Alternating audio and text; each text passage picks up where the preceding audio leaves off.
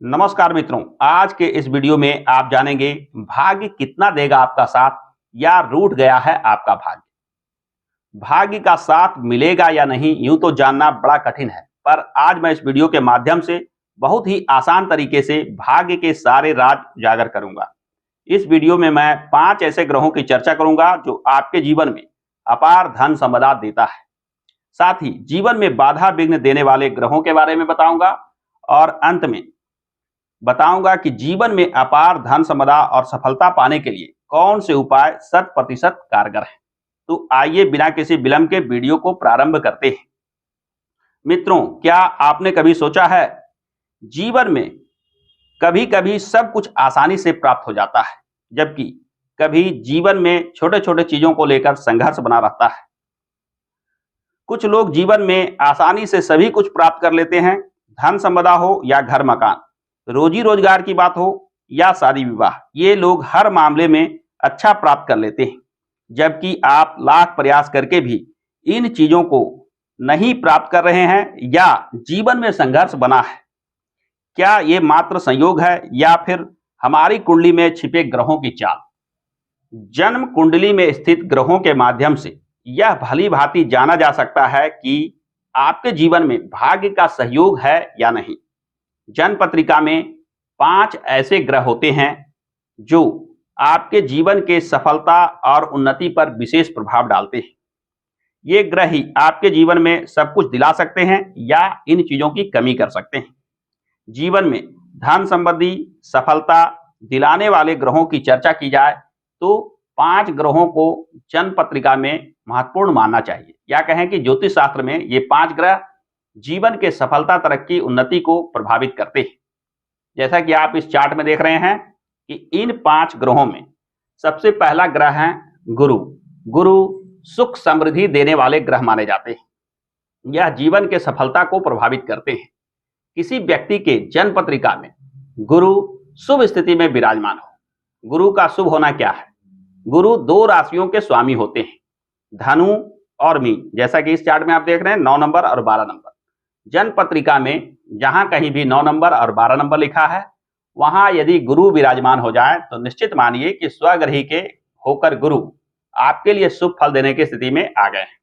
गुरु की उच्च राशि कर्क राशि को माना जाता है, यानी कर्क राशि में गुरु विराजमान हो तो गुरु की सर्वश्रेष्ठ स्थिति मानी जाएगी।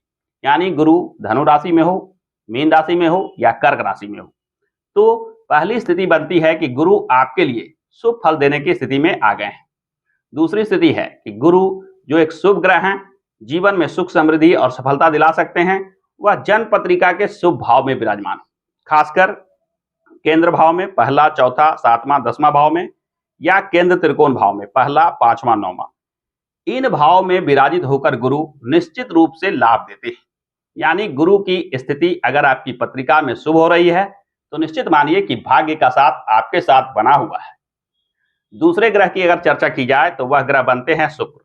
शुक्र भी धन संपदा और भौतिक सुख देने वाले ग्रह माने जाते हैं। यानी जीवन के जितने सुख सुविधा, ऐशो आराम प्राप्त होता है वह शुक्र के वजह से होता है।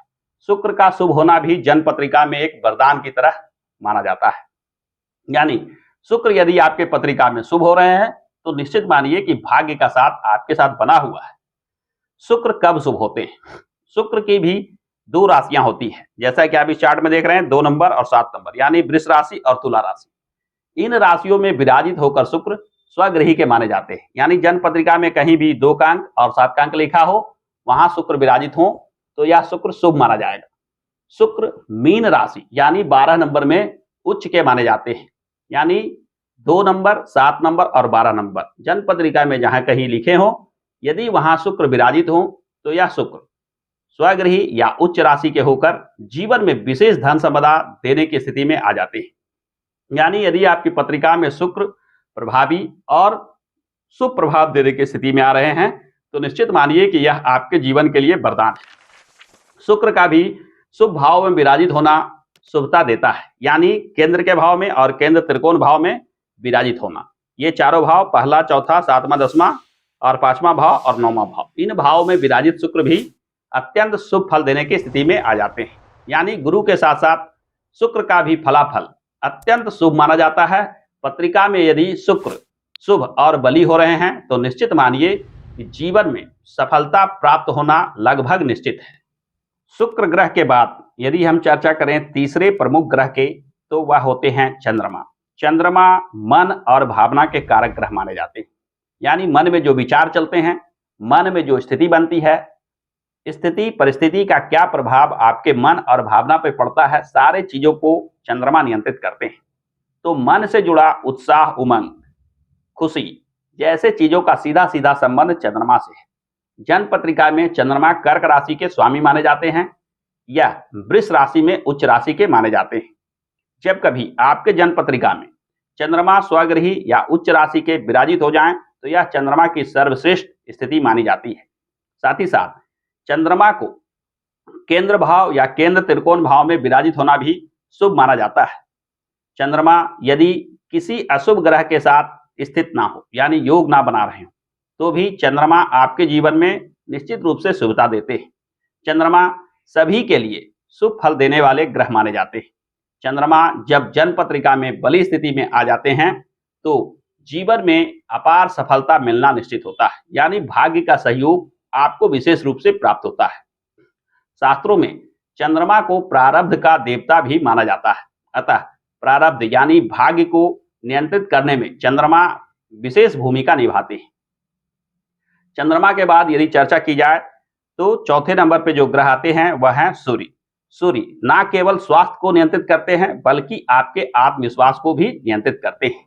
सूर्य सिंह राशि के स्वामी होते हैं एवं मेष राशि में उच्च राशि के माने जाते हैं। तो जन्म पत्रिका में सिंह या मेष राशि यानी 1 नंबर या 5 नंबर के सूर्य विराजित हों तो निश्चित मानिए कि यह सूर्य की सर्वश्रेष्ठ स्थिति है। ऐसे भी जन्म पत्रिका के केंद्र भाव में और त्रिकोण भाव में सूर्य का विराजित होना कुछ शुभ प्रभाव अवश्य देता है। यह सूर्य जब अकेले बली होकर किसी भी भाव में विराजित हो तो सूर्य से जुड़े लाभ आपको अवश्य प्राप्त होता है, यानी आप शारीरिक रूप से स्वस्थ होते हैं। साथ ही साथ आप में विशेष आत्मविश्वास होता है जो आपके जीवन में सफलता, तरक्की, उन्नति को प्रभावित करता है। आत्मविश्वास के बल पे लगनशीलता, कठिन श्रम के माध्यम से सफलता निश्चित रूप से प्राप्त होती है। 5वें नंबर पे जिस ग्रह की चर्चा की जाती है वह ग्रह बनते हैं भाग्येश, यानी भाग्य के नियंत्रण ग्रह। भाग्य को नियंत्रण करने वाले ग्रह को भाग्येश कहा जाता है। जन्म पत्रिका का जो नवम भाव होता है, यह भाव जहां 9 का अंक लिखा है, यहां देखें कि कौन सी राशि पड़ती है, यानी कौन सा अंक लिखा हुआ है। जो भी अंक यहां लिखा हो उसे इस चार्ट के अनुसार आप मिलान कर देखें कि आपके पत्रिका में भाग्येश कौन से ग्रह बन रहे हैं।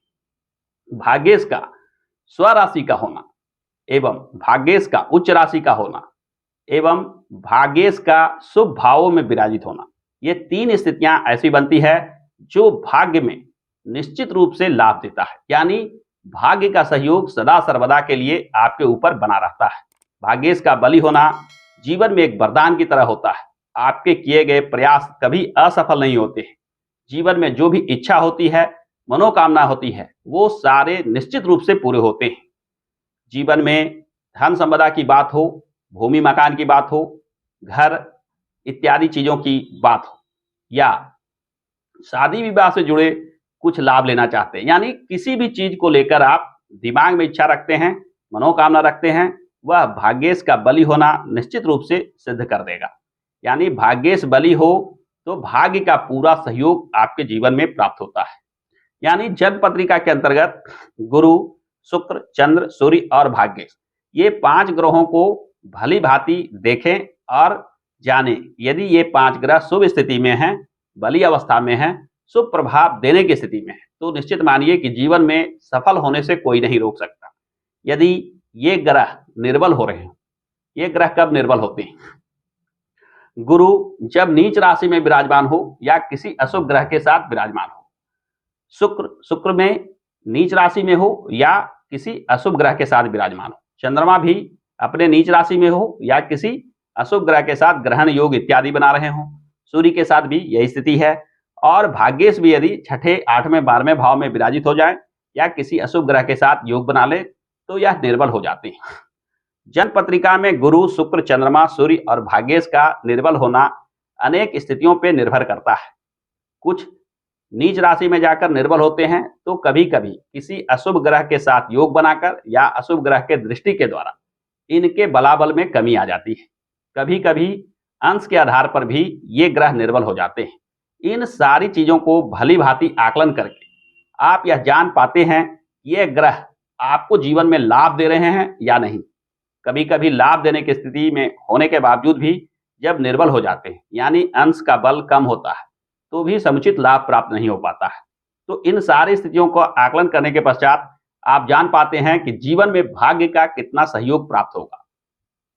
जिन पत्रिकाओं में मैंने देखा है कि ये सारे ग्रह बली हैं, शुभ प्रभाव देने की स्थिति में आ गए हैं, वे देखते देखते जीवन में सफल और उन्नति प्राप्त कर लेते हैं।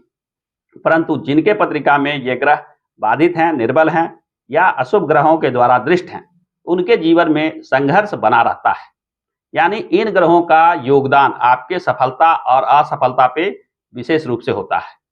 यदि उपाय की चर्चा की जाए, यानी कौन से ऐसे उपाय हैं जिन्हें करके जीवन में बनने वाले बाधा विघ्न, भाग्य से जुड़े निर्बलता को दूर किया जा सकता है, तो सबसे पहले गुरु की अगर चर्चा की जाए तो हम अपने जन्म पत्रिका में देखें कि गुरु किन कारणों से निर्बल हो रहे हैं। यदि गुरु अंश के आधार पर निर्बल हो रहे हैं शुभ ग्रह बनकर, तो इससे जुड़े रत्न, पुखराज इत्यादि धारण करना विशेष लाभ देता है। गुरु के प्रभाव को बढ़ाने के लिए ब्राह्मण, गुरु, साधु, सन्यासियों की सेवा करना भी शुभ फल देता है। बृहस्पतिवार के दिन गुरु से जुड़े कवच स्तोत्र का पाठ करना भी इनके फलाफल में वृद्धि करता है। यानी इन उपायों के माध्यम से गुरु के प्रभाव को बढ़ाया जा सकता है। शुक्र की बात की जाए तो शुक्र के लिए भी वही स्थिति है कि अंश बल में कम हो तो शुक्र से जुड़े रत्न या उपरत्न धारण करें। साथ ही साथ शुक्र से जुड़े कवच स्तोत्र का पाठ विशेष लाभ देता है। कन्याओं, महिलाओं से लिया गया आशीर्वाद भी शुक्र के बलाबल को बढ़ाता है। अतः शुक्र के बलाबल में कमी हो तो शुक्र से जुड़े उपाय आप अवश्य करें। चंद्रमा की बात की जाए तो चंद्रमा यदि निर्बल हो रहे हो या अशुभ ग्रहों के साथ योग बना रहे हो, इस स्थिति में जो ग्रह चंद्रमा को निर्बल कर रहा है उसके शांति का उपाय करें। साथ ही साथ चंद्रमा से जुड़े पूजा पाठ, खासकर चंद्र कवच और चंद्र स्तोत्र का पाठ आपके जीवन में सफलता दिलाता है। चंद्रमा की स्थिति जैसी हो उसके आधार पर चंद्रमा के रत्न मोती भी धारण करके चंद्रमा के बलाबल को बढ़ाया जा सकता है। सूर्य की बात की जाए तो सूर्य भी यदि नीच राशि में हो, अशुभ ग्रह के साथ योग बना रहे हो या किसी भी प्रकार से निर्बल हो रहे हो, तो सूर्य से जुड़े पूजा आराधना विशेष लाभ देता है। जन्म पत्रिका में जैसी स्थिति हो उसके आधार पर सूर्य रत्न माणिक्य भी धारण करके सूर्य के बलाबल को बढ़ाकर जीवन में समुचित लाभ प्राप्त किया जा सकता है। और भाग्येश की अगर चर्चा की जाए तो सबसे पहले आपको अपने पत्रिका में भाग्य भाव में जो भी अंक लिखा है उसके आधार पर आप अपने भाग्येश के बारे में जान लें। भाग्येश का रत्न आंख मूंदकर धारण करना चाहिए। भाग्येश का रत्न हर मामलों में आपको लाभ ही देता है। भाग्येश का रत्न किसी भी स्थिति में अशुभ प्रभाव नहीं देता है। शास्त्र में यह वर्णन मिलता है कि जन्म पत्रिका में अगर बिना किसी गुना गणित के किसी रत्न के बारे में आकलन किया जाए जो निश्चित रूप से लाभ दे सकता है, तो वह भाव होता है नवम भाव, यानी भाग्य का भाव। भाग्य भाव के स्वामी जीवन में हमेशा लाभ ही देते हैं किसी स्थिति परिस्थिति में। यानी जन्म पत्रिका में कहीं भी बैठकर भाग्येश अशुभ फल नहीं दे सकते। अतः हर व्यक्ति को चाहिए कि अपने जीवन में तरक्की उत्थान के लिए भाग्येश का रत्न अवश्यमेव धारण करके रखना चाहिए। आपके कौन से ग्रह भाग्येश बन रहे हैं इसे हमें कमेंट करके अवश्य बताएं। यदि आप अपने जन्म पत्रिका में समझ नहीं पा रहे हैं कि कौन सा ग्रह भाग्येश बन रहे हैं, उसके कौन से रत्न धारण करना चाहिए, तो आप हमें कमेंट बॉक्स में इन प्रश्नों को पूछ सकते हैं और जानकारी प्राप्त कर सकते हैं कि भाग्य को बढ़ाने के लिए कौन सा रत्न आपके लिए विशेष लाभकारी होगा। तो आज के वीडियो में बस इतना ही। आशा करता हूं कि आज का यह वीडियो आपको पसंद आया होगा। यदि आज का यह वीडियो पसंद आया है तो हमारे इस वीडियो को लाइक और शेयर करना ना भूलें। और हाँ, हमारे चैनल को सब्सक्राइब करके बेल आइकन को अवश्य दबा लें, क्योंकि मैं इस चैनल पे इस प्रकार के ज्ञानप्रद वीडियो लेकर आता रहता हूं। हमारे साथ अंत तक बने रहने के लिए आपका बहुत बहुत धन्यवाद।